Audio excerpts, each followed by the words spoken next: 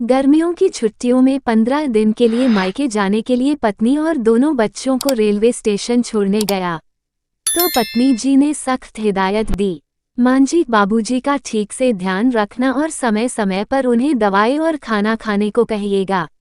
हाँ हाँ ठीक है, जाओ तुम आराम से, 15 दिन क्या 1 महीने बाद आना, माँ बाबूजी और मैं मज़े से रहेंगे।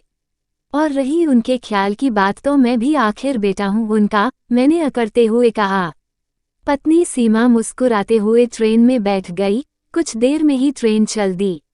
उन्हें छोड़कर घर लौटते वक्त सुबह के 8:30 ही हुए थे, तो सोचा बाहर से ही कचौरी समोसा ले चलूं ताकि माँ को नाश्ता ना बनाना पड़े।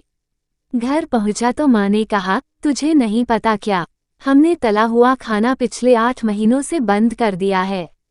वैसे तुझे पता भी कैसे होगा, तू कौन सा घर में रहता है। आखिरकार दोनों ने फिर दूध ब्रेड का ही नाश्ता कर लिया। नाश्ते के बाद मैंने दवाई का डिब्बा उनके सामने रख दिया और दवा लेने को कहा तो माँ बोली, हमें क्या पता कौन सी दवा लेनी है, रोज तो बहू निकाल कर ही देती है। मैंने सीमा को फ़ोन लगाकर दवाई पूछी और उन्हें निकाल कर खिलाई। इसी तरह सीमा के जाने के बाद मुझे उसे अनगिनत बार फ़ोन लगाना पड़ा, कौन सी चीज़ कहाँ रखी है, माँ बाबूजी को क्या पसंद है क्या नहीं, कब कौन सी दवाई है। रोज माँ बाबूजी को बहू बच्चों से दिन में 2 बार बात करवाना। गिन गिन कर दिन काट रहे थे दोनों। सच कहूँ तो माँ बाबूजी के चेहरे मुरझा गए थे, जैसे उनके बुढ़ापे की लाठी किसी ने छीन ली हो। बात बात पर झुंझलाना और चिड़चिड़ापन बढ़ गया था उनका। मैं खुद अपने आप को बेबस महसूस करने लगा। मुझसे उन दोनों का अकेलापन देखा नहीं जा रहा था। आखिरकार अपनी सारी अकड़ और एक बेटा होने के अहम को साइड में रखकर 1 सप्ताह बाद ही सीमा को फ़ोन करके बुलाना पड़ा। और जब सीमा और बच्चे वापस घर आए तो दोनों के चेहरे की मुस्कुराहट और खुशी देखने लायक थी, जैसे पतझड़ के बाद किसी सूख चुके वृक्ष पर हरी पत्तियां खिल चुकी हो।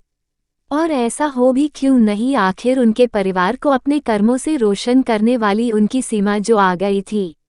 मुझे भी इन दिनों में एक बात बखूबी समझ आ गई थी, और वो ये कि वृद्ध माता पिता के बुढ़ापे में असली सहारा एक अच्छी बहू ही होती है।